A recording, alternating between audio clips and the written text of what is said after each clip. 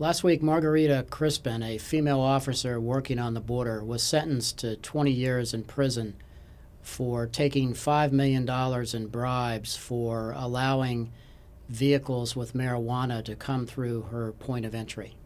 Today, we're going to look at the increase in corruption cases along the U.S. and Mexican border.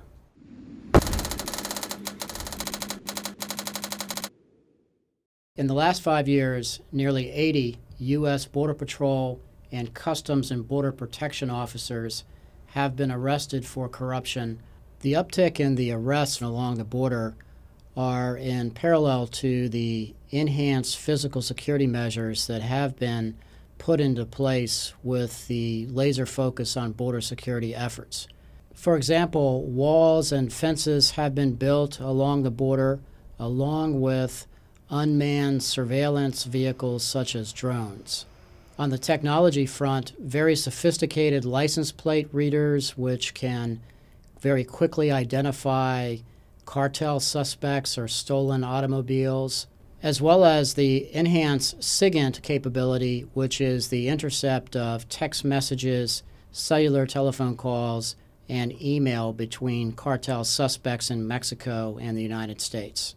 As a result of the enhanced physical security measures along the border, the cartels are operating as a foreign intelligence agency utilizing the exploitation of human capital, human assets, people to provide intelligence to their organizations.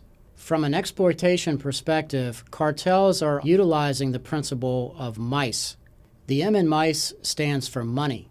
And as we look at the corruption cases on the border, clearly the bulk are as a result of money, paying bribes to law enforcement officers throughout the border. I is ideology, and we don't see that being used along the border. C is compromise, and we have seen evidence of that surfacing, primarily using sex as a tool to compromise law enforcement officers. E is for ego, and in that case it is the promotion or looking at individuals that think they deserve a better position and haven't gotten that inside their police department or government agency, but we haven't seen a lot of ego being used along the border. To recap, looking at the acronym of MICE, money and compromise are the primary drivers for the border corruption. The above-the-tearline aspect is there really needs to be an aggressive background investigation process engaged with any law enforcement personnel working the border with routine and thorough updates.